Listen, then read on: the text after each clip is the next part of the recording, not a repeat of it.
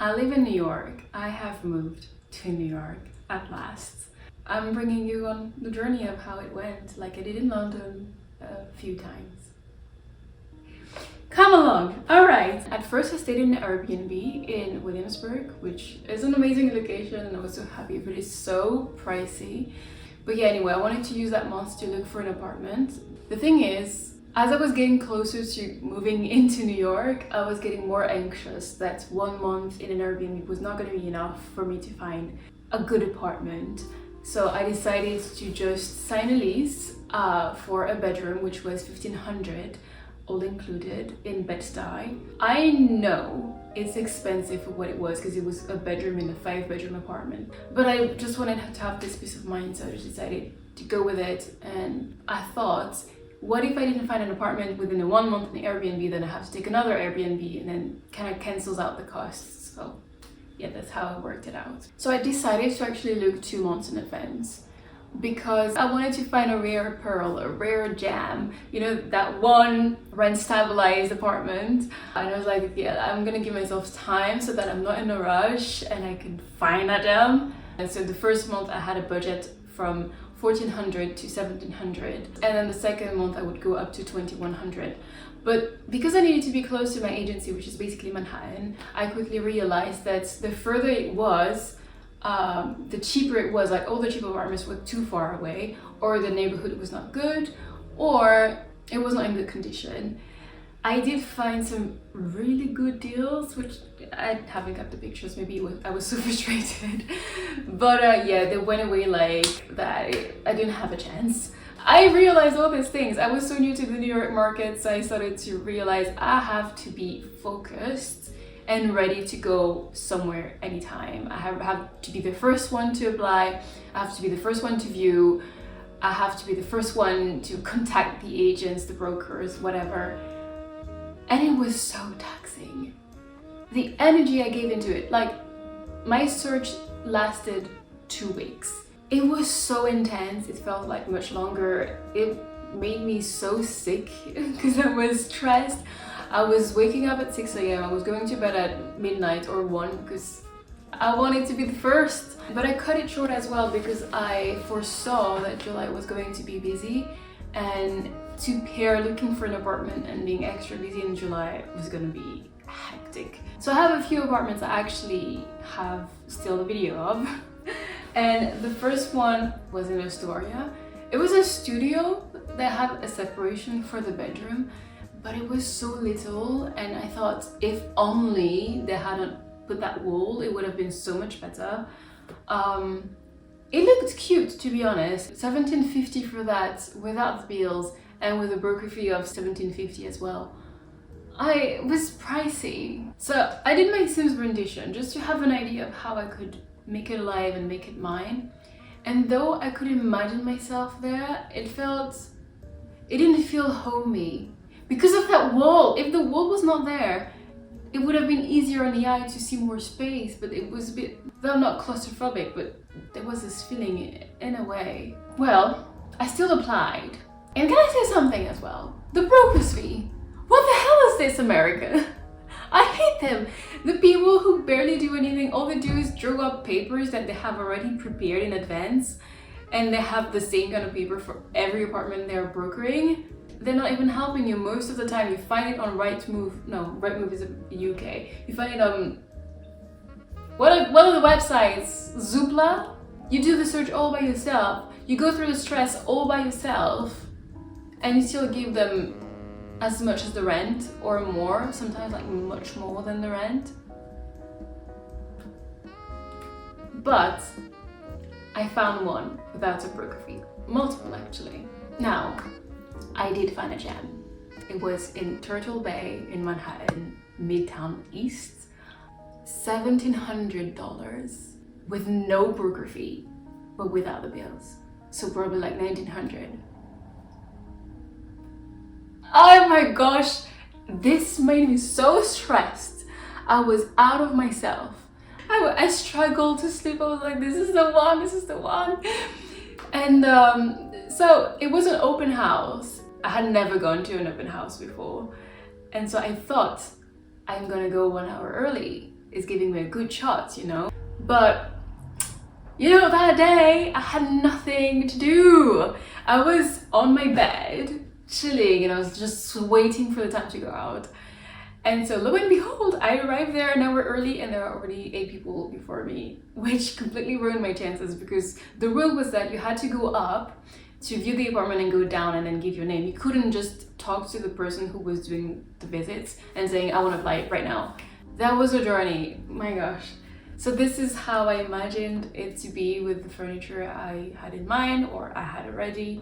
At that time, I really wanted to put all my eggs in one basket, but it was so unwise. So I just kept looking. And that same evening, I actually found another apartment in the Bronx. Well, the neighborhood was not good, but the apartment, goodness, so good. Almost so good that I forgot about Turtle Bay, not so much. But yeah, it looked amazing. And same again, Simsbury Edition, I had one. And it was for $18.50 without the bills, well, partial bills, and without broker fee because it was managed with a management company. So it was still a good price. It would have probably been like $2,050 with the bills, I assume. I was so into it. I was like, it's 5 minutes from the station. I don't care if the neighborhood is not good. Also, there was like Randall's Island, and I think I could have gone there to run. I was imagining myself already because I have to do these kind of things to see if I want to live in a place or not. I applied also for Turtle Bay, but that didn't go anywhere. But I applied for the Bronx, and they took so long to review my application. Well, they were being so slow. The apartment in Astoria actually approved my application, but I was so unsure about it. And I had just seen the beautiful apartments in the Bronx, the gem in Turtle Bay, and I was like, I don't know if I want to settle for that. And it was quite pricey. It was going to be more expensive than the other ones. So I refused. I refused and I kept looking for something else. And this came down to this apartment where, to be honest, I viewed it. I was not convinced. It's small, and the guy who lived here before, he did not arrange it in a flattering way. So when I visited it, my mind was with Turtle Bay, it was with the Bronx. But it was close to the station. I didn't know the neighborhood, but I liked it. It had shops and cute stuff. But the apartment itself, it was just okay. I was with a friend and he told me, look, Sarah, this is the one. The landlord, which I had met on the day, was so nice, and the broker was so nice, and it actually did not care that I was a foreigner without credit history in America, which was one of my stumbling blocks. And you know, when I was talking with them, it looked so positive already. It felt like they were actually going to approve my application. So my friend told me, just go for it, apply for it. Okay, I will trust your insight and I will do it. But you know, when you're applying for something, you're not bound to it. So I rushed to do my Sims renditions to have an idea of how it would feel like when I put the furniture in a place where I like. And actually, I was hooked. So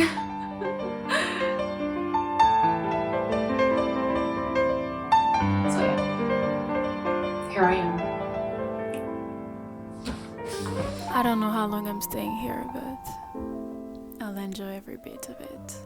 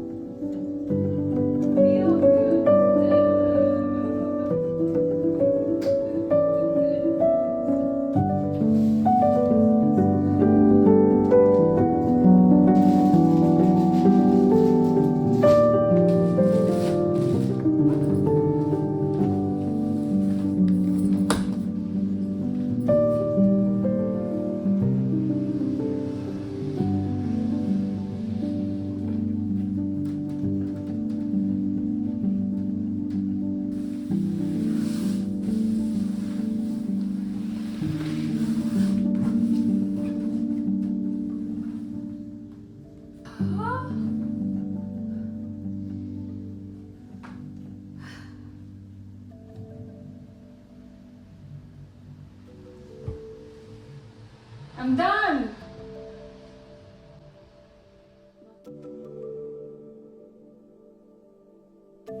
Let I bring you with me as I go about this morning, as I go through ordinary life in my new apartment. I am a newcomer in New York, and I am going through the same process as when I had first moved to London. I am sort of a new face, so I get occasional jobs, few castings, and a lot of free time which I mostly spend at home.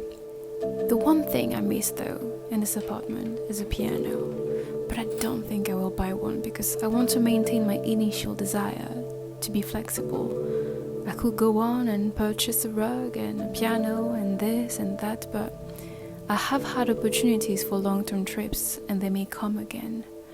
So I don't wish to make it harder on myself to move or to sell things or to simply jump on good opportunities. As I have been documenting my modeling journey from its very beginnings, to find myself here in New York is surreal. These are things I dreamt about.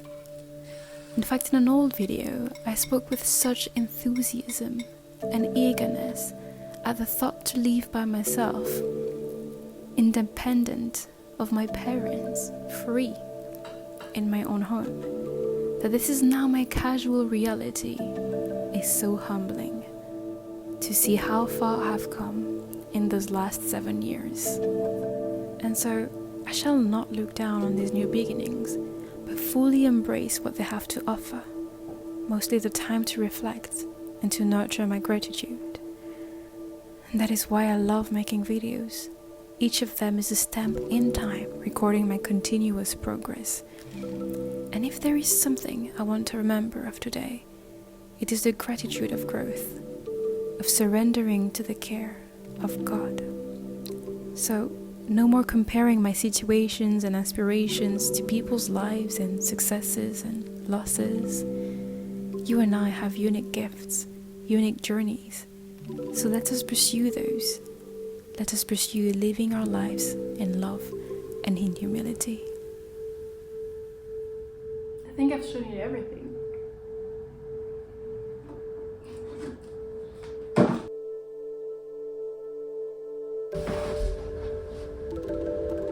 This is my studio, and I feel good in here. I like to look back on my old videos and just marvel at where I am today. And I look at where I am today and I cannot imagine what is gonna happen tomorrow. In the meantime, I'm gonna enjoy the sun. Goodbye.